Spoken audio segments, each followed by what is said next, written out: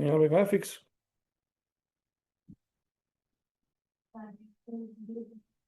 यहाँ पे उसने वर्ड यूज किया फिक्स या वेरिएबल।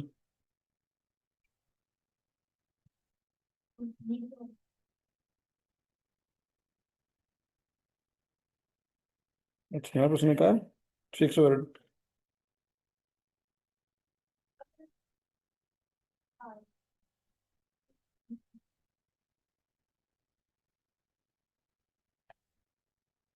हम्म।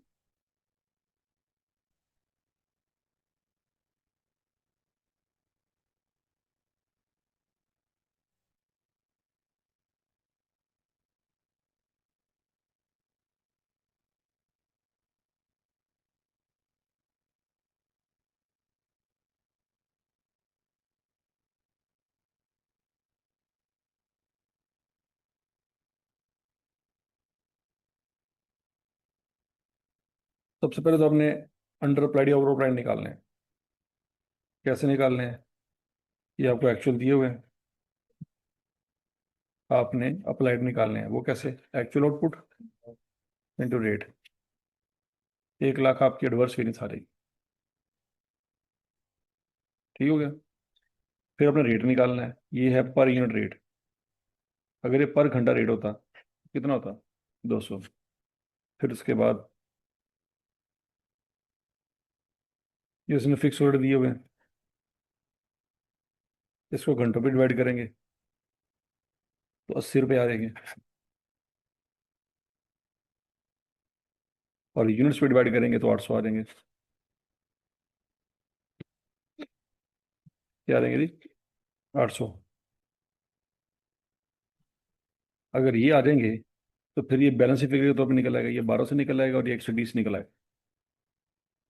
पहले तो ये रेट निकालने थे, निकाल लिए थे।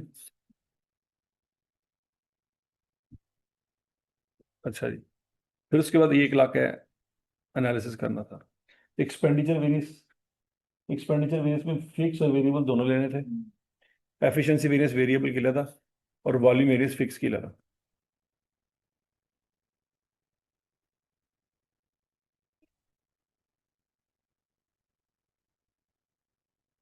तो ये क्या होता है?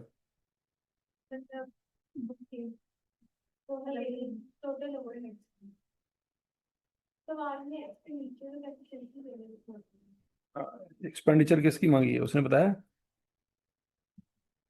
नहीं ने बताया। तो टोटल ओवरहेड्स की क्या मतलब है कि वेरिएबल एक्सपेंडिचर और फिक्स एक्सपेंडिचर इकट्ठा ही निकलेगा। उसका तरीका क्या है? एक्चुअल एफर्ट्स दिए हुए हैं इसमें सवाल में। किधर है? 875000। अब ये जो एक्चुअल एफ एच हैं ये वेरिएबल फिक्स दोनों हैं। तो इसमें से फिक्स का बजट भी माइनस होगा और वेरिएबल का भी माइनस होगा। और वेरिएबल का कैसे माइनस होगा? Actual hour work into standard rate. और फिक्स का कैसे माइनस होगा? Budget capacity into standard rate.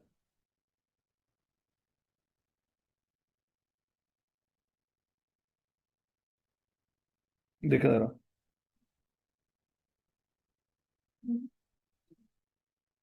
देखें, अगर आप वेरिएबल ओवरहेड की स्पेंडिंग वेरिएंस निकालें, फार्मूला क्या है?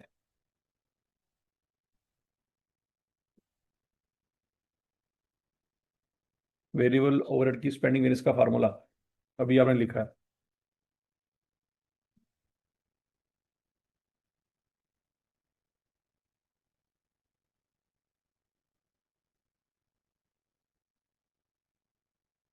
एक्चुअल आवर्स वर्क है, एक्चुअल रेट क्या है?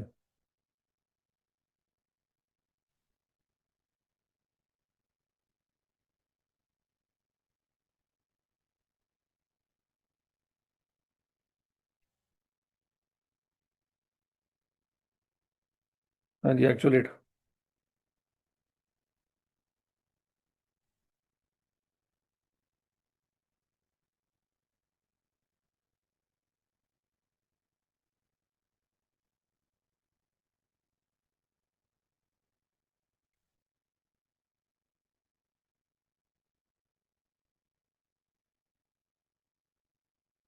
हम्म।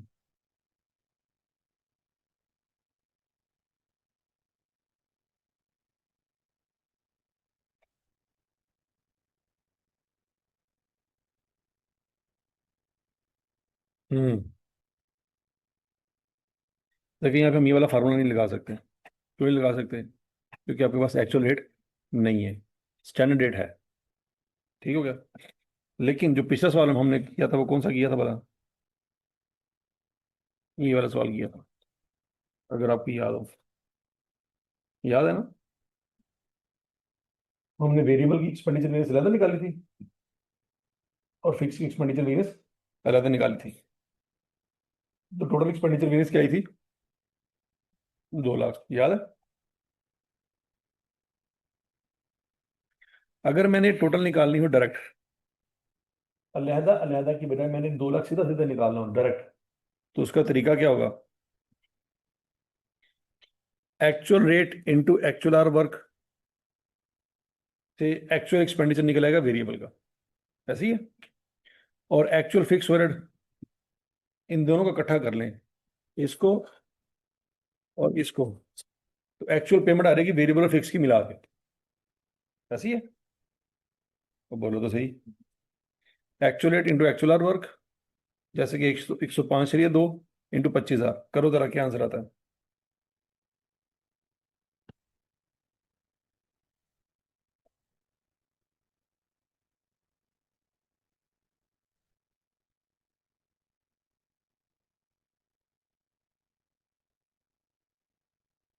105.2 इंटू 25,000,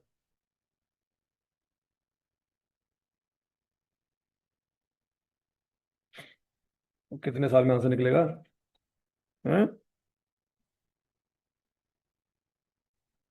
ये एक्चुअल वेरिएबल ओवरहेड आ गए।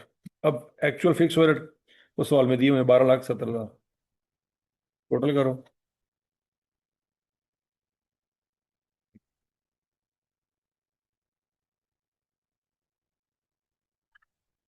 39,000 ये बन गए। अब इसमें से कौन सी चीज माइनस करनी है? Standard rate into actual hour work, ये वाली वेरिएबल के लिए, और बजट फिक्स ओवरहेड के लिए मल्टीप्लाई करें जरा।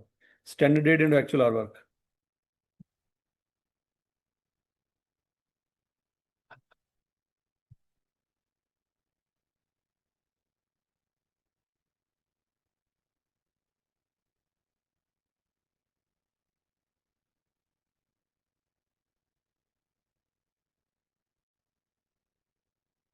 तो आंसर निकाल लो। 3 दिन बैठी हो, एक भी कैलकुलेशन नहीं कर पा रही। मतलब 25,000 को 100 से मल्टीप्लाई नहीं किया जा रहा।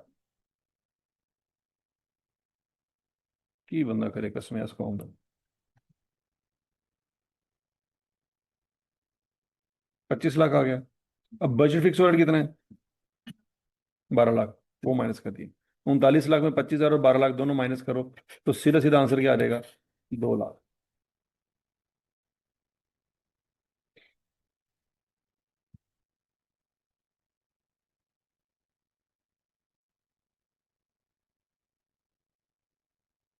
समझ लगी है? तो बजाय इसके कि अलहदा अलहदा अपना आंसर निकालें, 31 अलहदा और 70 अलहदा, हम डायरेक्ट 2 लाख निकाल सकते हैं। ये-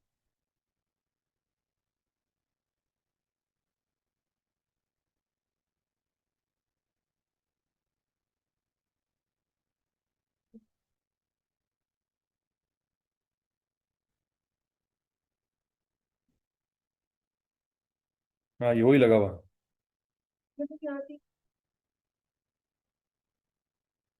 अच्छा जी, अब यही चीज जो है यहाँ पे हुई है। यहाँ पे क्या हुई है? यहाँ पे आपके पास वेरिएबल वर्ड का एक्चुअल रेट अवेलेबल नहीं है, तो आप वेरिएबल वर्ड की स्पेंडिंग मेरे सिलेंडर से निकाल नहीं सकते। लेकिन आप टोटल तो निकाल सकते हैं। उसने एक्चुअल एफर्ट्स आपको दिए हुए 87,50,000, इसमें वेरिएबल फिक्स दोनों है। इसमें आप क्या माइनस कर देंगे?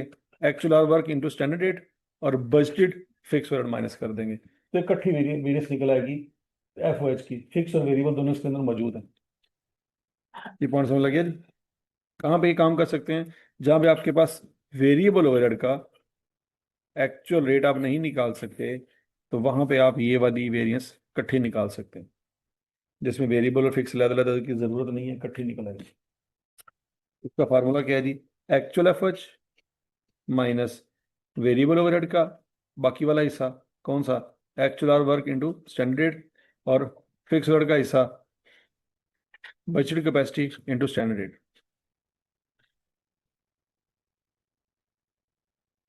अप्लाइड वेरिएबल,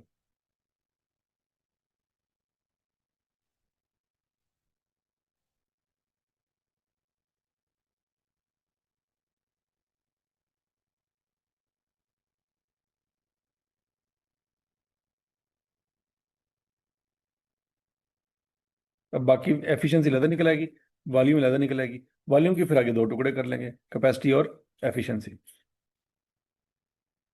वैसे 1,30,000 फेवरेबल, 90,000 एडवर्स और 1,40 एडवर्स, इन तीनों को इकट्ठा करें तो 1,00,000 एडवर्स बन जाती है।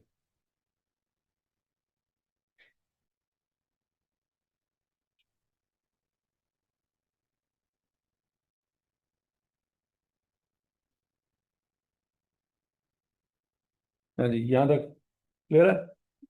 ये तीनों वेरिएंस निकालनी है।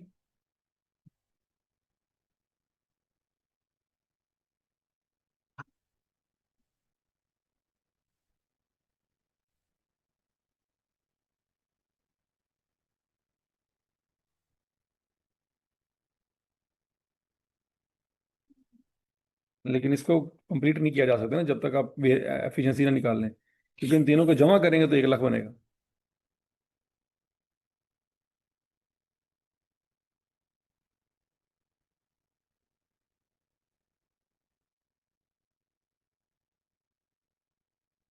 अब उसके बाद सी पार्ट क्या है जी? बजटेड प्रॉफिट एंड लॉस निकालना है, मार्जिनल कॉस्टिंग का। किस साल का निकालना है? 15 का। 14 का नहीं निकालना, 14 का नहीं निकालना। किसका निकालना है? 15 का। तो 15 का उसने अब्जॉर्प्शन कॉस्टिंग के तहत आपको डाटा दिया हुआ है, और आपने मार्जिनल कॉस्टिंग के तहत बनाना है। तो जरा ट्राई करें, शाबाश।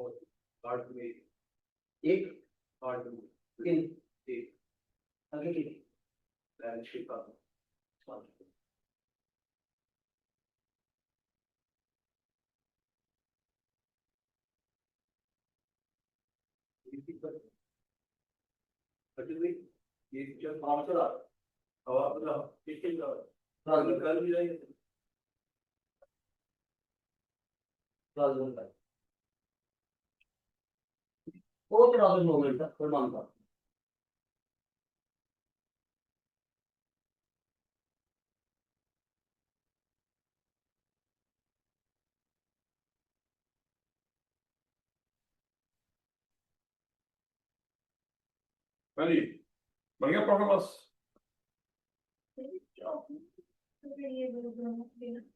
मार्जिन में कहाँ से फिक्स आ गया? ऑप्शन में तो होगा डेफिनेटली। ये जो क्लोजिंग स्टॉक है, अगले साल का क्या बन जाएगा? तो इसके अंदर फिक्स और वेरिएबल दोनों है। तो जब मार्जिन में जाएंगे तो इसमें से फिक्स निकालना होगा, और फिक्स पिछले साल वाला होगा, अगले साल वाला नहीं होगा, क्योंकि क्लोजिंग स्टॉक की प्रोडक्शन पिछले साल हुई थी।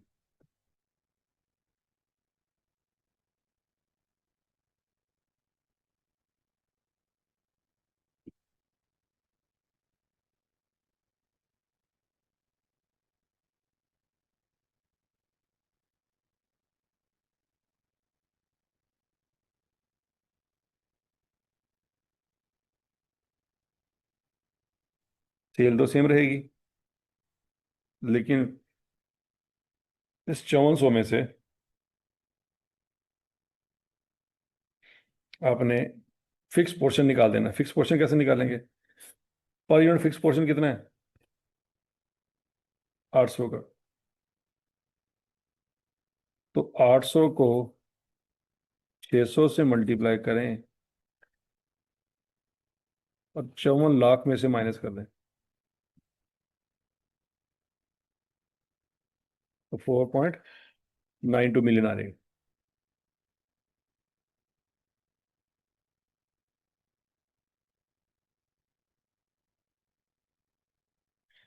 समझ लगी? इसमें से फिक्स पोर्शन निकल जाएगा। लेकिन ये जो अगले साल की प्रोडक्शन है, ये वाली, इसमें जो फिक्स ओवरहेड होगा वो अगले साल वाला होगा। और ये जो क्लोजिंग स्टॉक है, इसमें भी जो फिक्स पोर्शन है वो अगले साल वाला होगा। तो अगले साल में उसने रेट आपको बताया हुआ है, कितना है जी? 2250। इसका मतलब है अगले साल के रेट के टुकड़े ज्यादा करने पड़ेंगे आपको। टोटल रेट क्या है जी? 2200 रेट।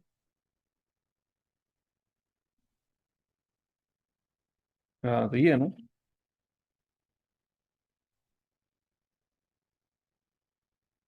तो ये सारे इसके अंदर पड़े हुए हैं, ये कैसे पता लगा आपको? ये सारे इसके अंदर हैं या नहीं है, ये कैसे पता लगेगा? बराबर। 2250 आपको रेट बताया हुआ है। तो 4050 को 45,000 पे डिवाइड करेंगे, तो 900 का रेट आ रहेगा फिक्स का। और बाकी जो बैलेंसिंग फिगर होगी वो वेरिएबल का रेट होगा। और अगर पर मशीन आर पे डिवाइड करना चाहते हैं, तो 900 को 10 पे डिवाइड कर दें, 1350 को 10 पे डिवाइड कर दें, और 2250 को 10 पे डिवाइड कर दें।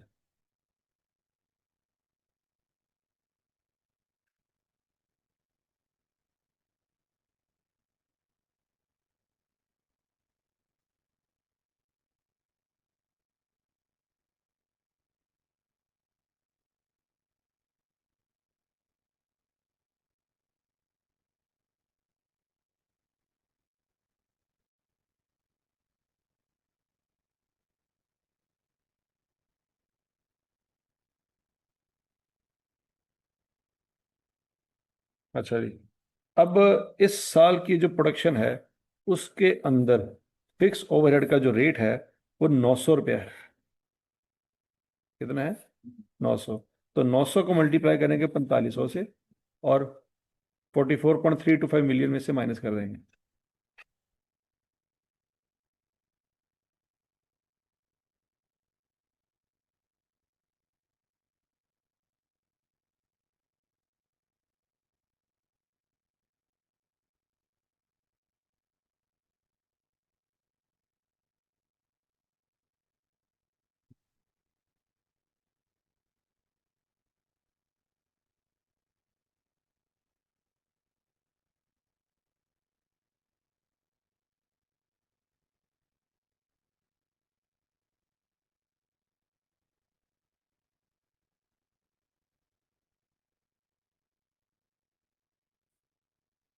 तो समझ लगी बात?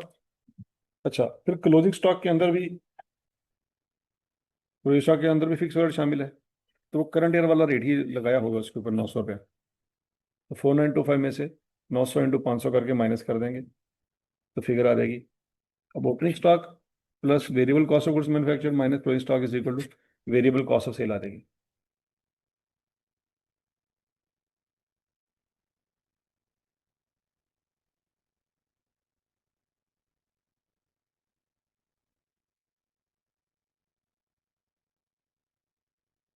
तो ग्रॉस कंट्रीब्यूशन निकल आया 15860।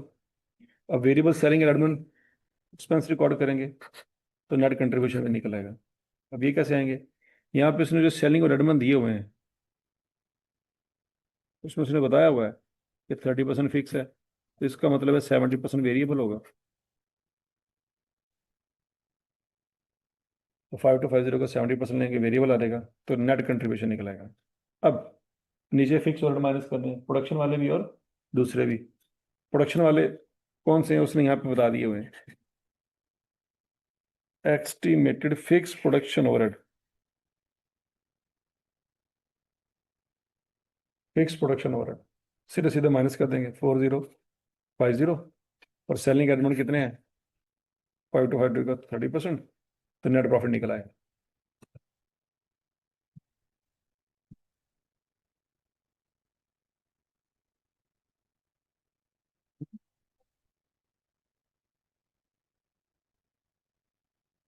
हाँ जी। वो अगला पॉइंट ये है, analyse the difference between budgeted profit determined under absorption costing and margin costing for the 31 December 2015। 2 number का सवाल है, तो ये इसमें वही रिकंसिलेशन मांग रहा है। कौन सी? Analysis of difference between margin absorption costing, net profit under absorption costing कितना है? 6530, ये लिखेंगे। और मार्जिनल कॉस्टिंग का 6560 ये लिख लेंगे। अच्छा, ओपनिंग स्टॉक के अंदर फिक्स कॉस्ट है वो प्लस, क्लोजिंग स्टॉक के अंदर फिक्स कॉस्ट है वो माइनस। ओपनिंग स्टॉक के अंदर रेट है 800, क्लोजिंग स्टॉक के रेट अंदर रेट है 900।